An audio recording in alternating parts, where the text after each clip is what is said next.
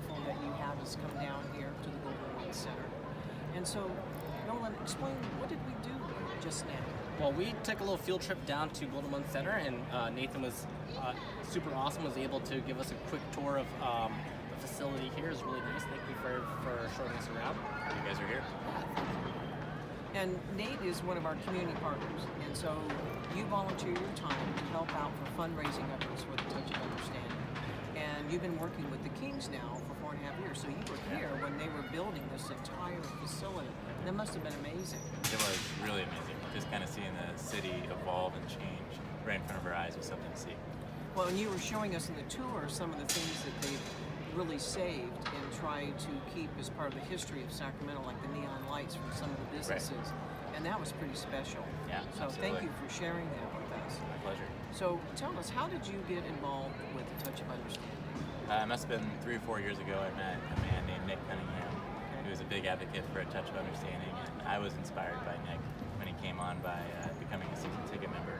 And I asked Nick, I'm like, Nick, I got to know, how do you get involved in the community? And right away he said, you got to get involved with Leslie and A Touch of Understanding, and that's where it all started. Oh, wow. Well, we certainly appreciate your energy and your time.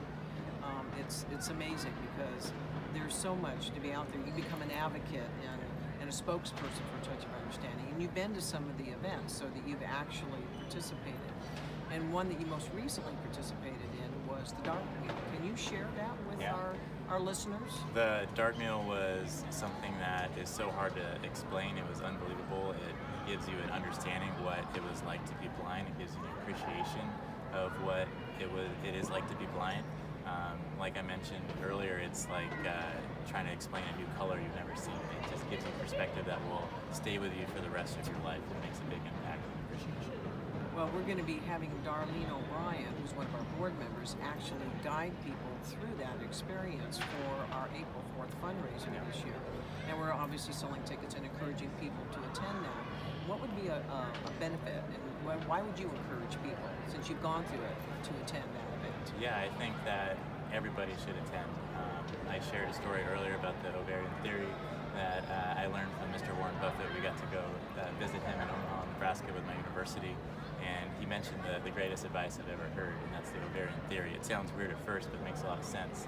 But we should all treat each other like we are in the womb, because in the womb we don't know how we're going to be born, if we're going to have a disability, what race we're going to have, what country we're going to be in, if we're going to be wealthy or poor.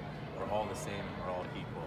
So through an event like this and understanding and going through an experience of what it's like to have a disability gives you an understanding of the appreciation and the hardships that people do go through.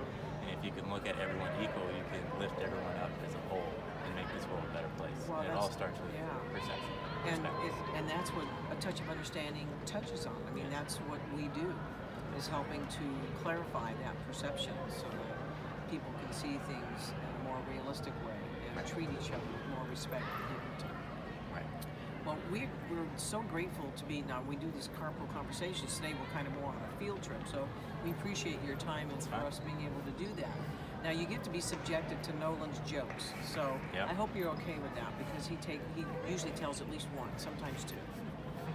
So you have one, I'm sure. I have one, yeah. What's the difference between a hippo and a zippo? It's a good one. No shoes. No. One's really heavy, and the one's a little lighter. Nice. And you have a joke that you'd like to tell? Man of many jokes. I already said one earlier, but what does what does the plumber say to the singer? I don't know what. Nice pipes. I like that one. I'll remember that one. That's very good. Well, Nate, thank you so much for your time today and for all the work that you do for A Touch of Understanding. We are just ever so grateful. I have to thank Nick the next time I see you. Yes, definitely thank Nick. For hooking the whole you crew. up. Okay, It's awesome we'll to be do part that. of. So thank you very much. Of course, my pleasure. Okay.